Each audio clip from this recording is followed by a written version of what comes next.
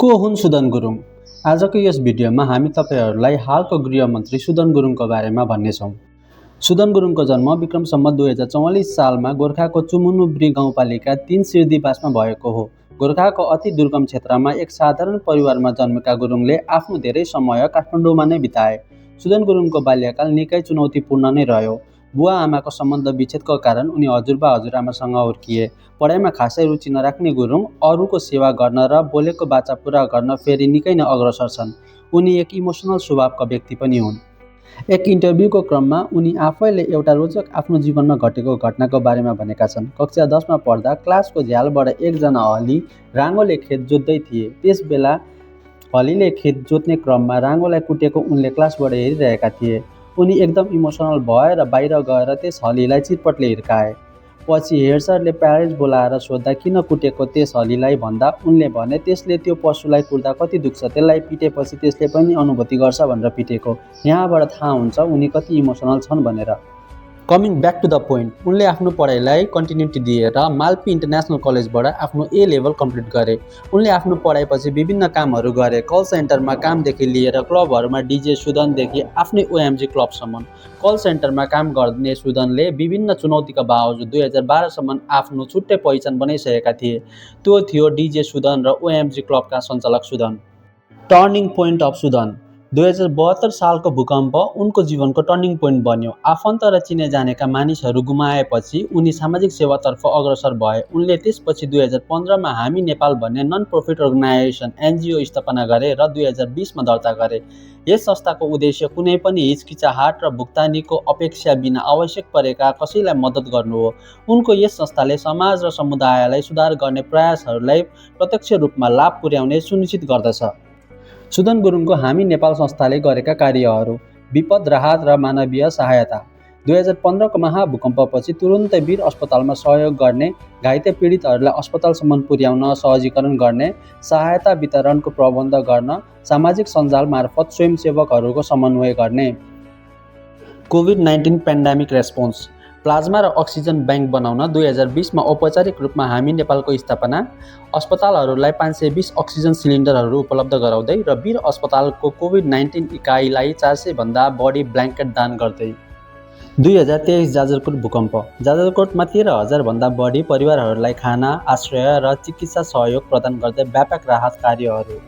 बाढी र पहिरो राहत। कागबेनी, सिन्धुपाल्चोक र काभ्रे बाढी पीडितहरूलाई सौर्य बत्ती वितरण सहित राहत कार्यको नेतृत्व। International aid. टर्की सिरिया भूकम्पपछि 2023मा टर्कीमा राहत सामग्री पठाइयो। Civic engagement and advocacy. Save Gopa campaign Dharan BP अस्पतालको प्रभावकारी प्रयासनका लागि 2 महिने वकालत अभियानको नेतृत्व। अनगोइङ एसिस्टेन्स अर्थात् जारी सहायता। ग्रामीण विपन्न बालबालिका र विस्थापित परिवारहरूलाई विन्टर स्कुल ज्याकेट, कपडा र ब्ल्याङ्केटहरू वितरणको निरन्तरता अहिलेसम्म गर्दै आएको छ।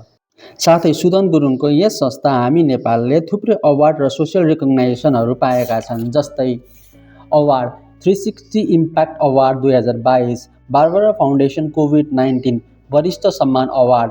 अब रेकग्नाइजेसन 100 पिपल टु वाच। एक युवा परिवर्तनको रूपमा उनको प्रभावका लागि बिजनेस 360 नेपालद्वारा फिचर्ड। अब कुरा गरौँ सुदन गुरुङको पोलिटिकल मुभमेन्टको बारेमा। धेरैलाई थाहा नहुन सक्छ, जेनजी आन्दोलनपछि मात्र उनी राजनीतिमा आएको हो भन्ने भ्रम छ भने उनले लेखेको यो स्ट्याटस हेर्नुहोस्।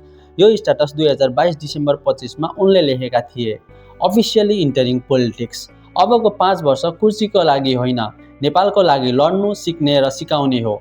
जहाँसम्म लाग्छ उनले 2022बाट नै राजनीतिमा आउने रणनीति बनाएको हुन सक्छन्। खैर, यो कुरा छोडौँ। 2022 पछि उनको कुनै राजनीतिमा सक्रियता भने देखिएन, तर सामाजिक कार्यमा सधैँ नै अगाडि बढिरहे। अब कुरा आउँछ 2082 साल भाद्र 23 र 24 को। त्यस बेला सुदन गुरुङ र उनको हामी नेपाल एनजिओले त्यस दिन जेनजी मुभमेन्टको बेला घाइतेहरूलाई पानी वितरण, अस्पतालसम्म पुर्याउने कार्यहरू गर्दै थिए। पछि एकाएक उनले जेनजी मुभमेन्टको लिड गरे। डिस्कर्डमा मिटिङहरू गरे र देशलाई अझ क्षति हुन नदिन दिनरात भनी अहोरात्र खटे। देशले निकास पायो र नेपालको 42औं प्रधानमन्त्री हुन पुगिन् सुशीला कार्की। पछि प्रधानमन्त्री भएपछि मन्त्रीमण्डल गठन हुन पनि उनको अहम भूमिका रहेको छ। ओमप्रकाश अर्याललाई गृहमन्त्री बनाउन उनी फ्रन्ट लाइनमा नै देखिए। पछि खै के कुरा मिलेन र ओमप्रकाश अर्यालको राजीनामा माग उनले नै गरेका थिए। खैर यो कुरा छोडौँ। सुशीला कार्कीको अध्यक्षतामा गठित नयाँ सरकारले फागुन 21 गते चुनाव गर्ने भनेर मिति तय भयो। अब सुरु हुन्छ उनको राजनीतिमा प्रवेश। राष्ट्रिय स्वतन्त्र पार्टीले 2079को चुनावमा जम्मा 21 सिट जितेको थियो। रासोपालाई यो चुनावमा बहुमत झन्डै 2/3 ल्याउन उनले ठूलो जिम्मेवारी उठाए। त्यो थियो रवि लामिछाने र बालेन शाहलाई एकै ठाउँमा जोड्ने प्रयास। यो प्रयासमा उनी सफल भए। हुन त नयाँ उज्यालो पार्टीको अध्यक्ष कुलमान घिसिङलाई पनि उनले एकै ठाउँमा ल्याएका थिए, तर बीचमा कुलमान अलग्गिए। चुनावी माहौल सुरु भयो। सुदन गुरुङले रासोपाबाट टिकट पाए, गोर्खा 1बाट, र त्यहाँबाट उनले भारी मतले आफ्नो विपक्षीलाई पछि पार्दै विजयी पनि भए। यो बीचमा उनको नागरिकता किर्तेको पनि कुरा नउठेको भने होइन। त्यस्तो कुरालाई पन्छ्याउँदै उनले आफ्नो लक्ष्यतिर अगाडि बढ्दै गए। अहिले सुदन गुरुङ नेपालको गृहमन्त्री भएका छन्। हामीले सुरुमै भनेका थियौँ उनी बोलेको बाचा पुरा गर्ने व्यक्ति हुन् भनेर। गृहमन्त्री भएको 24 घण्टाभित्र उनले कार्की आयोग प्रतिवेदन कार्यान्वयन गर्न आदेश दिए र 23 गतेको घटनाको दोषी करार गरेको पूर्व प्रधानमन्त्री र पूर्व गृहमन्त्रीलाई समाते। उनीहरूलाई मात्रै होइन, दीपक खड्का जस्ता अन्य थुप्रलाई पनि उनले समाते। अझै हेर्न बाँकी छ हालको गृहमन्त्री सुदन गुरुङले कतिवटा फाइल खोल्ने हो। तपाईहरूलाई यो भिडियो कस्तो लाग्यो? यो भिडियो राम्रो लागे कृपया सब्स्क्राइब गर्नुहोला र आफ्नो प्रतिक्रिया जनाउनुहोला। धन्यवाद।